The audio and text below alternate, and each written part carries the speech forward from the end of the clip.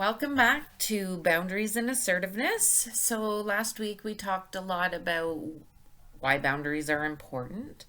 This week we're going to look at the 6 steps in being able to set boundaries. Personal boundaries are the limits and rules we set for ourselves within our relationships. So, why it's hard to set boundaries. We did talk a little bit about this last time, but I just wanted to review. It's for fear of coming across as rude, fear of being judged for your personal needs, and wanting to be the person who helps everyone, even though it goes against what you believe.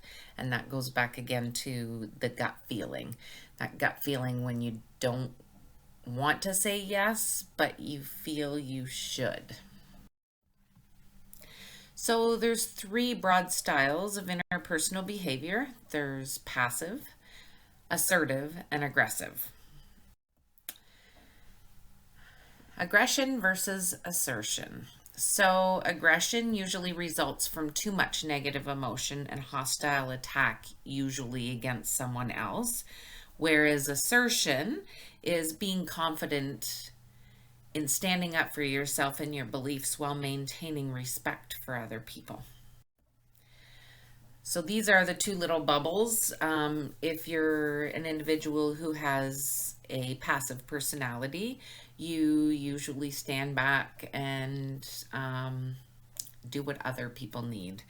This is where we refer to the doormat. You're being used as a doormat. People just know that you're going to go along with whatever. So why not try? Then there's aggressive, and aggressive people really focus on their own needs, not so much about what other people needs are. So I guess what we're trying to do is kind of be in the middle there, the assertive. You need to have a little bit of that aggressive personality and a little bit of that passive personality in order to be an assertive person. You have to understand the needs of others and you have to understand your own needs, but can't always be all about you. So how can you stand up and be assertive in a situation to make sure that your boundaries are being met? So there's 6 steps to setting better boundaries. Step 1 is admitting that you want to set healthy boundaries. If you don't have any boundaries, then you have little self-esteem. Having boundaries is really important to be able to stay true to your ethics and values, as we discussed before. Individuals with passive personalities tend to have very low self-esteem.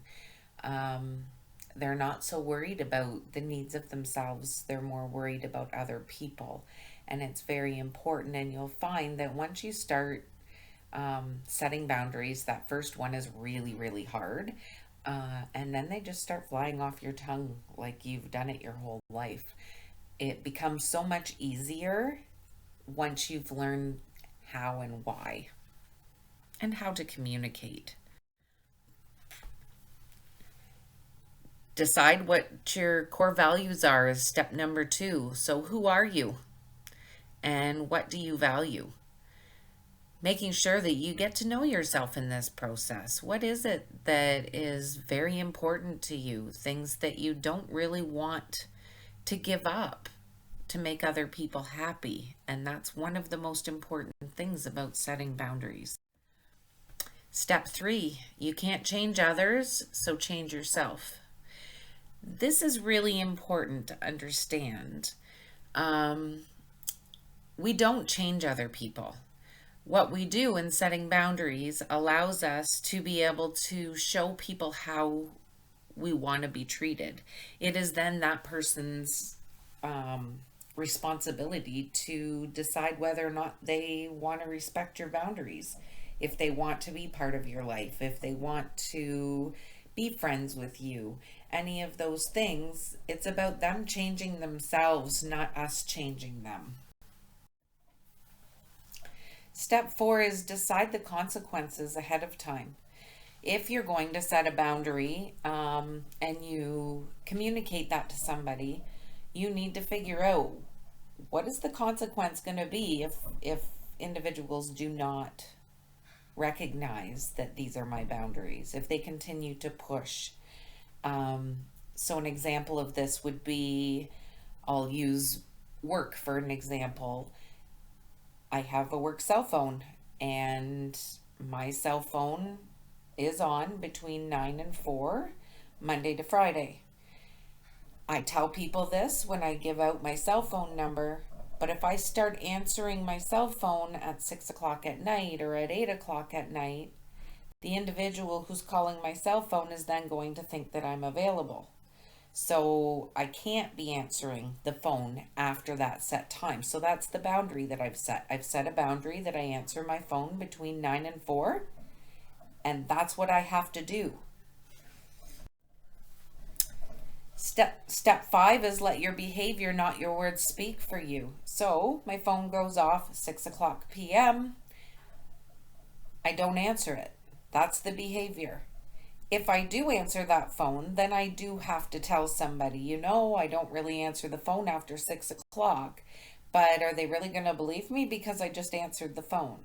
So I'm just proving to someone that I'm not sticking to my own boundaries. So it's really difficult to have other people respect your boundaries if you can't respect them yourself.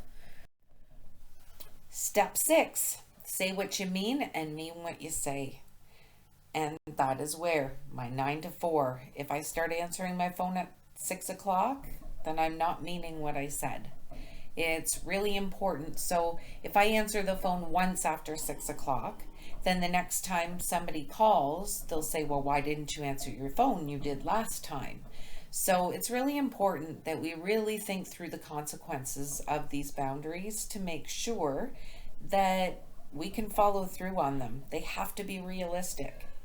They have to be something that we're willing to stick to in order to gain the respect from other people to also stick to those boundaries we've set. This is an interesting statement. One way to get someone to question your character or authenticity is to say one thing and do the opposite. Have you ever had one of those situations where somebody has said, I'm going to do this, and then they totally do the absolute opposite? It's very frustrating. So even though it's our boundary to set, it can still be very frustrating to other people if we're not following our own boundaries and acknowledging them and sticking to our values and ethics that we've set out for ourselves. So remember, boundaries are about honoring your needs, not about judging other people's choices.